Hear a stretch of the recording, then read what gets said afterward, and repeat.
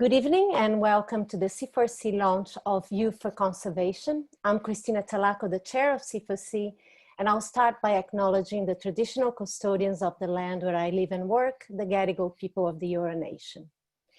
C4C was founded in 2016 to bring new meaning to the debate on climate and environment, especially among center-right voters and members of the coalition, because it's been a polarizing topic for liberals and nationals for a while.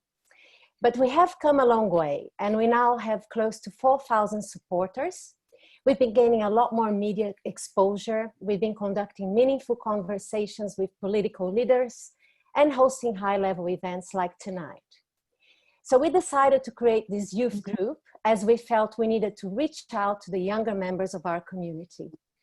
We believe that the youth should be actively involved in this conversation and on decisions on climate in general, as they are the real agents of change. They're in tune with technologies, they can adapt more easily to new habits, making faster low carbon lifestyles and career choices as part of their lives.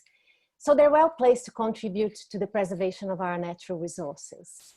And they should have a vested interest, as they are the ones who will be suffering the most in the future from the consequences of climate change. So that's why we're extremely excited tonight to be launching our youth arm. It's chaired by Riley Taylor with the help of two other directors in Victoria, Salim Iftari and Toby Wooldridge, and a great group of 8 young, talented and passionate advocates for the environment. So as chair of C4C, I would like to firstly thank them for stepping up and forming this important group within the organization. Now we're delighted to have Minister Kean joining us once again. And in terms of the format for tonight, we'll be hearing from him first, then from our Executive Director, Leo, and from Riley, who will then moderate a Q&A, so please type your questions on the Q&A box. We'll be closing the webinar at 7, so make sure your questions are short and to the point. Those who register will receive the recording later for the webinar via email. Now, it's extremely important for this young group to have your support and the support of our MPs and politicians. And no one does it better than Minister Kean when it comes to motivating and energizing those who are interested on energy and environment. Matt has been a great supporter of C4C, and we appreciate his leadership in tackling climate change, in promoting renewables and sustainable development, and creating these opportunities for green economic growth, and obviously for more employment for young people. So without further ado, I would like to invite Matt to say a few words. Well, thank you, Cristina, and good evening, everyone. I'd like to begin by acknowledging the traditional owners of the land on which I'm standing tonight, and that's the Gadigal people, and pay my respects to their owners, elders past, present, and emerging. I'd also like to acknowledge some of our elected representatives who are on the call tonight. The Honourable Natalie Ward, MLC, and the newest member of the Parliamentary Liberal Party, the member for Port Macquarie, Leslie Williams. Both these MPs are not only champions for our environment, but they are two of the strongest supporters for young people in our Parliament. Can I thank them both for their outstanding work? Finally, can I take this opportunity to thank Riley Taylor for his leadership in establishing the Youth for Conservation, and say how delighted I am to be able to launch it. Never has it been more important for young people to be involved in the decisions that affect our world. Over the next 2 to 3 decades, mankind will determine the type of planet that the generations to come will inherit. Climate change is the biggest challenge we will face, that will face our society and our economy in our lifetime. We know that climate change will lead to more extreme weather events, and that these are already happening right now. Last summer's bushfires were the worst bushfires in the state's history. They left so many communities traumatised, with people having to huddle on beaches to escape the flames. They left our most famous and iconic city shrouded in smoke. They saw millions of native animals perish and took a huge economic toll on communities right across New South Wales. Now, the New South Wales Government commissioned recently the former Chief Scientist of New South Wales, Mary O'Kane, and the former Assistant Commissioner of Police, Dave Owens, to review the event and make recommendations to government. They said that climate change clearly played a role in creating the conditions that led up to the fires, and that we should expect conditions like that or worse to continue into the future. And sadly, these events are being repeated. Today, California is battling blazes that rival what we saw in New South Wales last summer. The sad reality is that these extreme weather events that put people and property at risk are only going to become more frequent and more intense as the climate changes. The good news is that over the next few decades, we have the opportunity to avoid the worst effects of climate change. And it's an opportunity which is incumbent upon us as custodians of our planet for future generations to take. While it is absolutely essential that we protect our planet from the worst effects of climate change, the decisions we take on how we lower our emissions are going to determine nothing less than the future prosperity of our country. The world is moving on climate change. According to the Energy and Climate Intelligence Unit, more than half the world's GDP is created in jurisdictions that have signed up to deliver net zero emissions by 2050. Only last week, the Chinese government announced that China's carbon emissions will peak in 2030 and reach net zero by 2060. And if Joe Biden wins the White House in November, the United States will also soon have a target of net zero emissions by 2050. These national targets are impacting the global economy. Earlier this year, the world's largest hedge fund, BlackRock, announced that it was divesting from thermal coal, saying that the climate risk is investment risk. At home, NAB said that it will not finance new or material expansions of coal-fired power generation facilities unless there is technology in place to materially reduce emissions. Regulators are taking notice of this investment risk because those people who have responsibility to manage our money, company directors, hedge funds, banks, and super funds, also have a responsibility to manage these risks. One of Australia's leading commercial barristers, Noel Hutley SC, has advised that company directors should be taking action on climate risk under the Corporations Law. APRA has said that the investment risks of climate change are material, foreseeable, and actionable right now. This is why we're seeing some of the world's leading companies like Volkswagen, Apple, and BHP commit to not only achieving net zero emissions in their own business activities, but also commit to reduce the emissions of their suppliers and their products as well. Decarbonising our economy is not just about decarbonising the electricity system. It's about finding new ways of running our entire economy.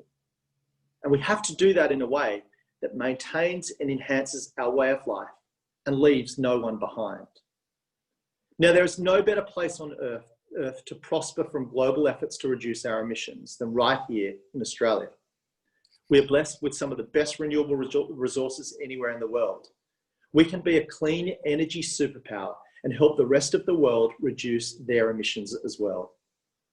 We can do that through things like the Sun Cable project, a solar battery project which will provide cheap, reliable, clean power to meet up to 20% of Singapore's electricity demand.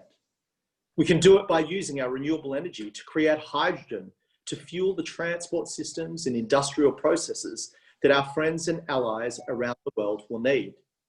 Countries like Japan, Korea, and Germany, who have already set out their plans to transition their economies to a hydrogen-based future. We can do it by using our renewable energy to create low emissions products that other countries will need to decarbonise. Products like steel, aluminium, and ammonia. Huge job creating and growth driving opportunities that we would be mad to miss out on. But these opportunities are not just going to fall in our laps. We're going to need to be proactive and grab them if we do not want to get left behind. The reality is that there's a global race underway. Last year, I spoke at a forum in Germany, and I made the case for New South Wales and Australia to provide that country with the hydrogen that it needs to decarbonise. And after I spoke, I was followed on stage by the Moroccan Energy Minister. And he said, "Don't worry about Australia. We've got sun, we're closer to Europe, and we actually take climate change seriously." How our country responds to climate change is not only going to impact our planet, it's also going to impact our future prosperity. Now, no section of our community has a greater interest in making sure we get this right than young people. Make no mistake, the decisions we make today are going to shape the future of the world that we all live in. So my message to you is simple. You have the right and the ability to help shape that future and be part of building the type of country that we all want to see. Now, every generation has had to fight for progress. Our grandparents' generation went to war to protect our freedoms against tyranny and fascism. They came back from the war and they built a fair, egalitarian Australia where no matter where you were born or the circumstances of your situation, through hard work, you could get ahead in this country. Our parents' generation fought for the right to decide for ourselves what we do with our bodies. It is their generation that fought for greater civil rights, greater rights for women, and who delivered greater rights for Indigenous Australians. Over the last 30 years, Australians around the country have advocated for and fought for equality for same-sex couples. Whether it be in fighting the AIDS epidemic, providing same-sex couples with the right to be married, or simply providing members of our LGBTI community the respect that the love they have for their partners is as beautiful and sacred as the love between any other couple. In all of these movements, it's been young people leading the charge for social change. Young people may not have held the levers of power, but they held the power to move the country forward. That's because social change is not just brought about at an election. It's not just brought about by a vote in our parliament. It's brought about by the conversations that we have around the dinner table. It's brought about by the companies that we want to work for, the companies we invest in, and by the products we buy.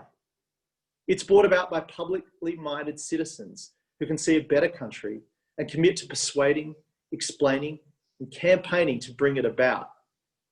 People not simply accepting our country for the way it is, or allowing the vested interests and powerful voices to stand in the way of a better future. And time again, it's been our young people who dreamt of a better future for our country and have had the boldness and the courage to turn those into reality. It has historically been young people who have not been bound by the past, but who have been energized by the future. So the challenge of our time is to protect our environment whilst growing the economy. And it's critically important we do both, and we can do both. We have inherited a strong and prosperous country from our parents, and we have a responsibility to make our country stronger still. That's why it's the centre of Australian politics that needs to lead the charge on decarbonising our economy. The centre and the centre-right of Australian politics has a proud history of protecting our environment. It was the Liberal Party that stopped drilling for oil on the Great Barrier Reef. It was the Liberal Party that established our national parks network in New South Wales. It was the Liberal Party that established the EPA in this state. It is a conservative principle that we're not merely the custodians of the present, but we're also the guardians of the future. Centre and centre-right governments around the world are leading their countries to take decisive and responsible action on climate change. Angela Merkel's government in Germany, Boris Johnson's government in the UK, Emmanuel Macron's government in France. If we leave it to the left, taking action on climate change will be about redefining the role of capitalism in society. If we leave it to the far right, we will succumb to the myth that climate change is not real, that it does not impact us, and that it's too costly and it's too hard to do anything about it. We need the centre of Australian politics to refine its voice in the climate change debate. We need the centre of Australian politics which believes in the power of science to refine its voice in this debate. The centre of Australian politics which believes in that the same scientific methods, tools and techniques which took us to the moon, cured disease, provided us with the technology that defines much of our lives, and expanded our horizons and understanding of the natural world is our guide on the impacts of climate change. We need the centre of Australian politics, which believes in the power of markets, free enterprise, and liberal trade to fuel innovation and prosperity. the things that have underwritten our success as a nation and world success, and success more broadly on the world stage. We need that centre of Australian politics to be engaged in the biggest debate of our lifetime on what the future of our country should be. And that's what's at stake. The approach we take on climate change defines the sort of country that we will live in and the type of people that we are. Are we a country that wants to bury our head in the sand to the scientific evidence, to the cost of inaction on climate change, and to the economic waves rippling around the world? Are we a country that believes in science, but not in economics, which have provided us with unparalleled prosperity? Or are we a country which believes in the power of the human mind to understand our natural and commercial worlds, which has the confidence to believe that we can address the challenges of our time in the same way that generations before us have done to build a better future? By joining groups like this, you are answering these questions. By talking about climate change and the action that we need to take to address it with our friends, your family, your employers, your university, your banks, and with the media who are listening on this call right now, you are changing the country. The great waves of change that have swept across our country, that have lifted the watermark of progress, have come on the back of a rising tide of public support for a better vision for what our country can be. And each time that tide has been built on millions of conversations of Australians persuading others of the need for change. That's been the power that younger generations of Australians have wielded to improve our country in the past. And that's the power that you hold to persuade our country of a better path today. So thank you so much for joining C4C. Thank you so much for joining this great organisation. And I look forward to working with you to make our country an even better place to live, to work, and to raise a family. Thank you very much. Well, thank you, Matt, for, as usual, very inspiring words. And most of all, thank you for your energy, your vision, and the work you've been doing on that front, and for making yourself available to us and to our young members. So now I'd like to briefly introduce our Executive Director, for those who haven't met him yet, Leo Shanahan, who's the former media editor of The Australian and also former co-host of Business Weekend on Sky News. Leo has been working with us for the last 2 months and working really closely with our Youth for Conservation group. So I asked him tonight to give you a little bit of an idea about his strategy and some feedback on our activities and future events. Thanks, Christina. Yeah, I suppose, thank you firstly, Matt, for those great words. It's really good to have someone like yourself on board, obviously, and your support of C4C in the last couple of months. To me, it was a big surprise really finding out about this group when I joined and how far it had really come. And I suppose I was really interested in the intellectual challenge of why it was that centre-right conservative politics was viewed in Australia as unable to achieve goals in whether it's in broader environmental policy, lowering emissions and energy policy, because really around the world, that's not the case. And then when you really look at it, I think the centre-right and conservatives in Australia have done a great deal. It's just done in a manner that is more consistent with their social and political philosophy. And I think that in climate and emissions and energy, it's got huge potential to continue, and I think is showing through the achievements of governments like Matt's and the federal government that it can actually achieve in this area of policy that's so important. So I suppose to start off with, as Christina said, I came from business journalism primarily, even though I've worked in politics as well.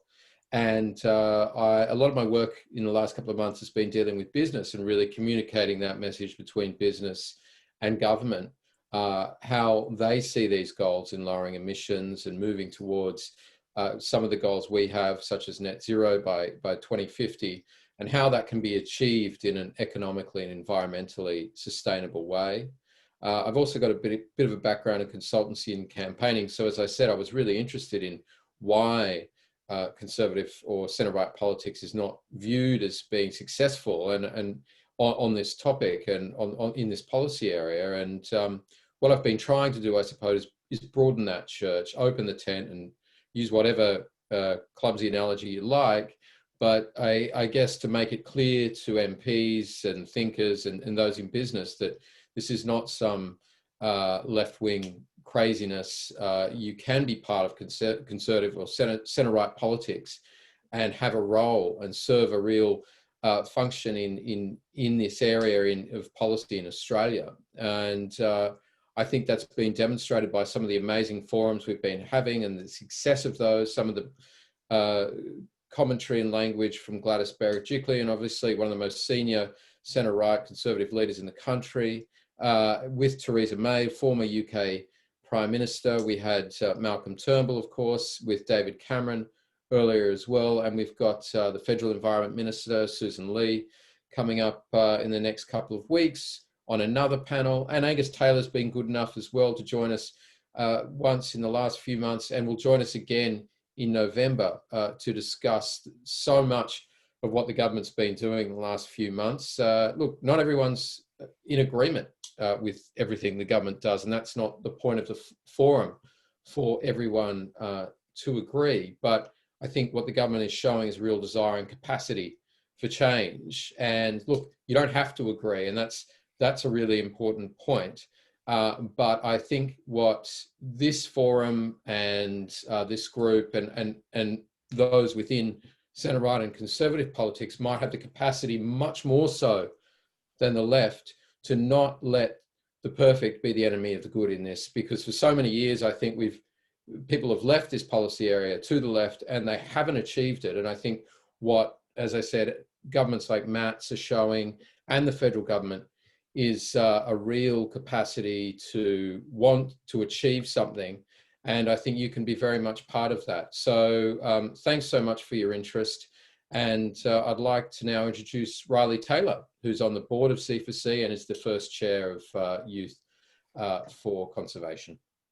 Thanks, Leo. Hi, everyone. Before I start, I would like to just quickly extend my gratitude to Minister Kean for taking time out of his very busy schedule to be with us all tonight. The Minister is a political hero of mine due to his extensive and exceptionally effective advocacy on environmental issues, and he's no doubt a role model for many attending tonight's webinar. I'd also like to thank my fellow board directors for their advice and guidance, and of course, everyone who has taken the time to attend tonight. For those of you who don't know me, my name is Riley Taylor, and I'm the chair of the Youth for Conservation group. This is an incredibly important organisation. Youth for Conservation is emerging as a platform for young people all across Australia to discuss environmental policy in a rational and sensible way. And I'm sure many of you have noticed that platforms espousing scientifically and economically responsible solutions to environmental issues are few and far between in the increasingly polarised political climate. And this has been exacerbated by what can only really be described as a growing wave of apathy towards our political system amongst young people and the ever important role government plays in environmental stewardship. I've seen firsthand the effect this has on people of my generation. We end up feeling isolated and caught between nonsensical political extremes. We as rational Australians who care for our beautiful country cannot afford to surrender the youth to these extreme perspectives or indeed to that apathy. It is my ambition that Youth for Conservation will ensure that we are given a voice and a place in the rational centre and not be pigeonholed into alarmist speculation or denialism. It is only natural that an organisation such as ours should take leadership in this space. Environmentalism is a value inherent to both liberalism and conservatism, and indeed one inherent to the Liberal Party itself. This is self-evident, as Eben Burke, the architect of modern conservatism, once urged his contemporaries not to commit waste on the inheritance, hazarding to leave to those who come after them a ruin instead of habitation. Detractors from this sensible position may claim ambition and innovation in the environmental policy space is not economically or politically feasible, but I don't think I need to highlight how incorrect this is. With renewable energy and alternative fuel sources like hydrogen becoming a rapidly approaching reality. You need only to look to comparable countries like the United Kingdom, Germany, and France, where centre and centre-right governments have become global leaders in environmental advocacy. We, as young liberals, young conservatives, indeed any rational young person, need to embrace the economic future of our nation. We need to be advocates who speak from empiricism and not simply rhetoric which borders on and sometimes crosses into the deranged. Now that's enough from me. We'll open up the floor to the questions to the Minister now, which I'm sure there are many. So We'll start off with, from Solio Goodsward. Minister, I'd like to get your thoughts about the federal government's proposed amendments to the EPBC Act. Do you think they will shelve the bill given there's no Senate support? So I've been pretty vocal on my views around the EPBC Act. I think Graham Samuel, who is not a noted environmentalist or greenie, in fact, he's an economically rational business guy, has made some excellent recommendations. One of those recommendations was around making sure that we have a strong environmental cop on the beat, the equivalent of a federal EPA. And he made that recommendation with good reason. There's no point having strong environmental laws unless they're going to be enforced. So it's one thing for people to debate whether or not our laws go too far in protecting the environment or to the detriment of business. That's perfectly fine.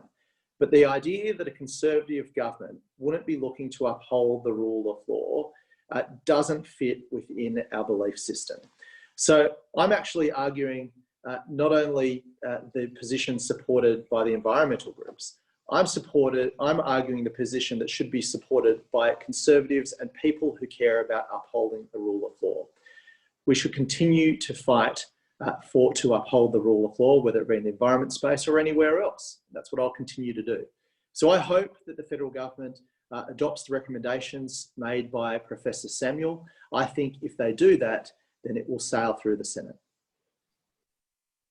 Well said. So the next question comes from a young Liberal named Keenan Smith. Do calls for government-backed gas generation to replace Lidl represent an unnecessary intervention in the energy market? Look, clearly the market signals that are there to incentivise new investment in generation, transmission and storage have not been working. That's one of the reasons we're not seeing new infrastructure being built. That's a real problem because it's seen our prices go up and it's led to less reliability in the grid. There will need to be an element of government intervention. But as far as I'm concerned, we need to be making decisions based on the evidence and the science. If you're doing that, you should also be making decisions about what's the cheapest way to deliver reliable energy to the citizens and businesses of New South Wales and indeed across the country. And if you're going to take that economically rational approach, that will also see cleaner forms of energy installed into the system. So my view is that government should be supporting technology which will deliver the cheapest form of reliable energy possible. And right now, that's not gas, that's not coal, that's certainly not nuclear. It's wind and solar backed up by pumped hydro and batteries. And those technologies are coming further down the cost curve. So we shouldn't just support those technologies because they're good for the environment. We should do it because it's good for families and businesses across this state, and we want to lower electricity prices. And the spin-off of that, Keenan, is that lower electricity prices don't just benefit families and businesses in New South Wales. They will give us a global competitive advantage as we move towards a low carbon economy. That will create more jobs. That will create better living standards and underwrite our prosperity into the future. So those people arguing for coal, for nuclear, for gas, they're actually arguing for more expensive, dirtier forms of energy. We should be arguing for the cheapest forms of reliable energy. That today, not said by me, not said by politicians, is said by experts, scientists and economists to be wind, solar and pumped hydro. That's the future for New South Wales. And the sooner we move towards that, the sooner we set ourselves up to take advantage of the enormous opportunities that are emerging as we move towards a low carbon global economy. On competitive advantage, Daniel Denal has asked, in light of Germany identifying Australia as a potential major supplier of hydrogen needed to power its heavy industry, how do we make most of this opportunity? How quickly do we need to act to have a competitive advantage? Well, as I said in my speech, Daniel, there's a global race on right now. We can actually go out and grab the opportunities and set ourselves up for success in a low carbon global economy, or we can stick our head in the sand and be left behind. And if we do that, what it will mean is that Australians will lose jobs, they will lose opportunities, and we won't enjoy the living standards that our parents and their parents enjoyed. So what we need to do is to move to cheaper forms of reliable energy that are also happening to be clean, so that we can continue to sell our goods and services into those markets that are demanding new types of products that are low carbon in their intensity. So we need to get on board. We know there's these huge emerging markets: Germany, Japan, South Korea.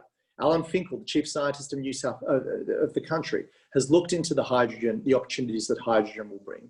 And he claims that the hydrogen economy will be bigger than the total of all our coal exports. So if we want a piece of that action, we should be grabbing it now. Now, we know that coal will still play a role into the future, but we need to also understand that the markets currently demanding coal are starting to shift away from that and looking for cleaner, cheaper forms of energy. And we're well placed to take advantage of those opportunities. The next one comes from Tamika Dartnell-Moore. Minister, you mentioned the opposition from the far right on climate change. How do we convince people, including our own colleagues within the coalition, that there is a need to transition to renewable energy? We convince them by arguing the facts. And the facts are that the cheapest way to deliver energy to families, the cheapest form of reliable energy that will benefit families and businesses in New South Wales and indeed across the country today, is wind, solar, pumped hydro and batteries. That's the future for New South Wales. Indeed, that's the future for the country. We've got some of the best renewable resources anywhere on the planet. And right now, the cost of delivering energy from those sources is only capital in nature. We've got record low interest rates. So now is the time to be investing in things that will improve the productivity of this country for the future. And nothing will improve the productivity for our future more than installing low-cost forms of reliable energy into the system. That means lower energy prices, that means new jobs, that means investments going into the regions, that means that we'll be able to set ourselves up to be an energy and economic superpower as the world transitions to a low-carbon future. The next question comes from David Brady. What are the types of incentives our government and Australian businesses can provide to our next generation of young Australians to pursue climate change technologies and science that will be developed here, innovated here, and built here in New South Wales and Australia? Yeah, it's a great question, Dave. I mean, one of the great missed opportunities for our country is the fact that we developed solar PV panels right here in Australia. It was Professor Martin Green out of the University of New South Wales that pioneered that technology in the 80s. And instead of grabbing it and setting up the manufacturing industry right here in Australia, we let it go offshore. Now the biggest manufacturer of solar panels anywhere on the planet is China. So no one will benefit more than China as we move towards a low carbon future. And that's why they're moving in that direction. We need to make sure that we don't miss an opportunity like the one we missed in the 80s. And that's why the technology that we're developing here around wind, around hydro, around hydrogen, we need to make sure that we're building those products right here in Australia and creating the jobs and opportunities that come with that. So yes, government does need to play a role in providing the playing field and also the incentives to get those industries started here. I want to make sure that we get a competitive advantage right here in Australia because of our low cost energy. That's good for families and businesses, but it's also great for the new opportunities to create heavy manufacturing, new industries right here in Australia. That's great for our economy and great for our future. So government has a really important role to play and we can't afford to miss the opportunities that are emerging. The next question comes from Kat Naish. A letter will be delivered to Scott Morrison tomorrow asking him to advance federal government funding to supply and install solar panels and batteries on all schools throughout Australia. Do you think it is possible for such an initiative to provide electricity to schools during the day and term times, saving schools money, and use the solar and battery facilities at those schools at the weekends, during holidays, and at night time to stabilise the grid? Yeah, I absolutely do. I mean, the way we're going to deliver clean, low-cost energy across New South Wales is there's going to be a range of methods that we do that. One of those will be distributed energy, using our assets, whether they be private roofs across New South Wales or government roofs across New South Wales to install solar panels to be able to reduce demand when we need it. So we know that schools operate from 9 till 3 when the sun's shining. So what a great way to reduce electricity prices for schools by matching their electricity demand to the supply that comes from solar PV. So yes, that's exactly what we need to do. It's why the New South Wales government has put out all its government assets out to tender to ensure that we can get low-cost solar installed on schools across New South Wales, transport facilities across New South Wales, to help add to the energy mix that will ensure that we keep the lights on, reduce prices, and transition to a clean energy future. The next question comes from Luke Kennedy. Luke asks, how do we move forward on climate change at a federal level, or will action have to come from the states thanks to the political quagmire of climate change at a federal level? Well, I think the federal government is moving forward when it comes to climate change, and we saw that only last week. We saw that members of the coalition previously, earlier this year, were advocating for an extension of the Liddell coal-fired power station. An extension of the Liddell coal-fired power station, which would have meant our system was less reliable. Taxpayer money would have been spent to deliver electricity that would be more expensive for businesses and families across this state. They moved away from that position, and they've now talked about a gas peaker as an alternative. So they are moving away from the positions that they've held previously, but there's a lot more to do. The states are showing great leadership in this space. Every state and territory has a commitment to achieve net zero emissions. And let's not forget the Commonwealth has that commitment as well. They signed up to the Paris Agreement, which says that Australia will participate in limiting global warming to 2 degrees Celsius by mid this century. In order to achieve that, the science tells us that we need to get to net zero emissions by 2050. So the Commonwealth has signed up to that, and all the states and territories are on board.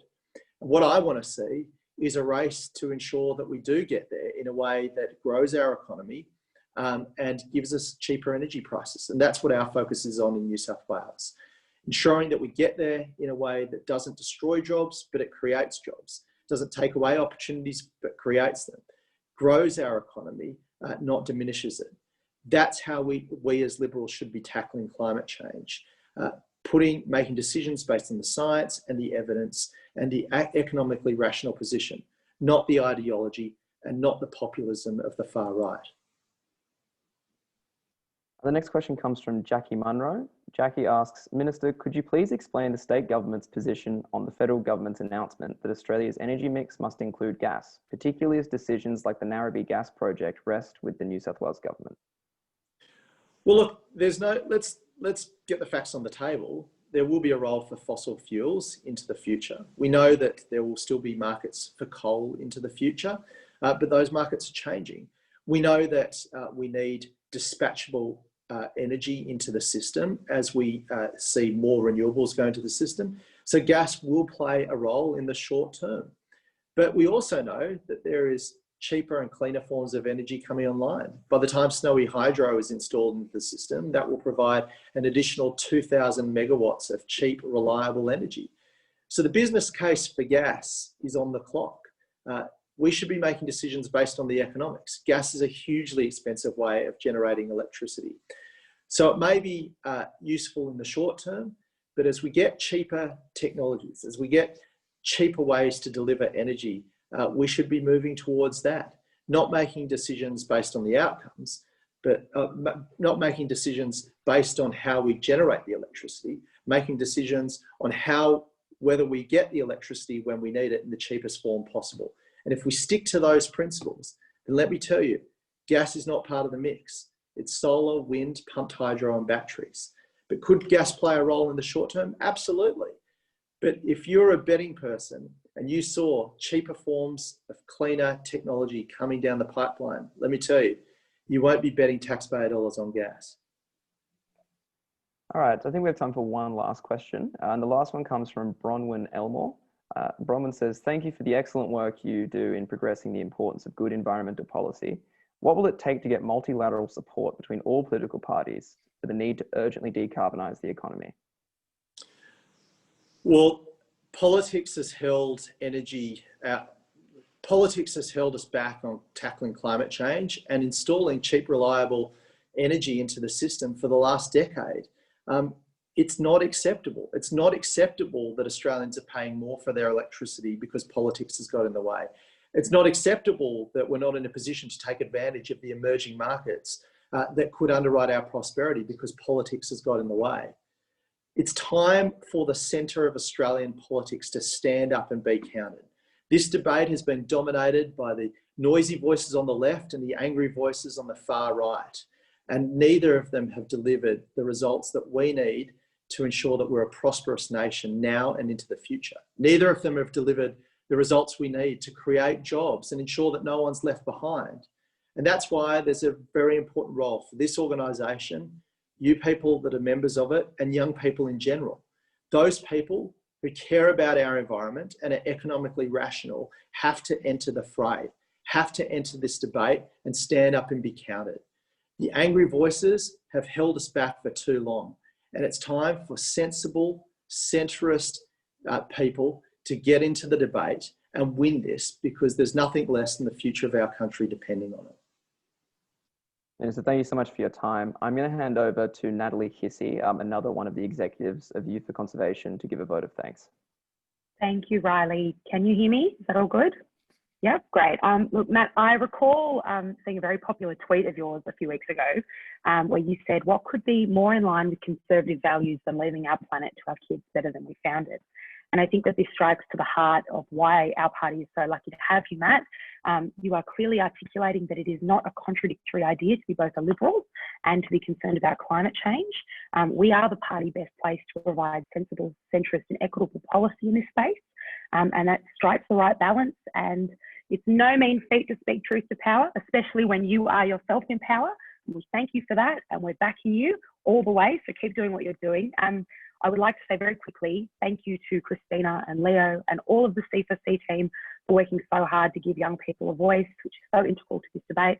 And to Riley, our fearless leader, who has the creativity, the ideas and the energy to really make a difference in this space. And to everyone on this call, younger and older, you are the changing face of the Liberal Party. You are the people that are going to bring this movement forward. And we're so grateful that you've joined us.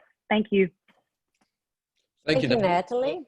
That's all the thank yous. That's fantastic. And yeah, thanks again to Cristina and Riley. And of course, Matt, thanks so much. That was really, really good of you. And I know your time is valuable. So thanks again. And that's all for this evening. Our next before we go, we have to announce our next events. And we're having two very exciting events in October. One is the Biodiversity and Sustainability Forum with Minister Susan Lee. She will join us on the 12th of October. If you are interested in the topic, we'll be discussing sustainability, we'll be discussing agriculture, the oceans, and a lot of other things, and the EPBC Act as well. And on the 19th, we're going to have the pleasure of hosting the UK Minister for Energy, Kwasi Kwarteng. He will be possibly joined by Dave Sharma, and we'll be discussing a post-COVID recovery, how the UK, what they're doing with their climate change net zero target, and also the renewable energy sector in Australia. So if you guys want to join and you haven't yet had the chance to go on our website, please join www.coalitionforconservation.com.au.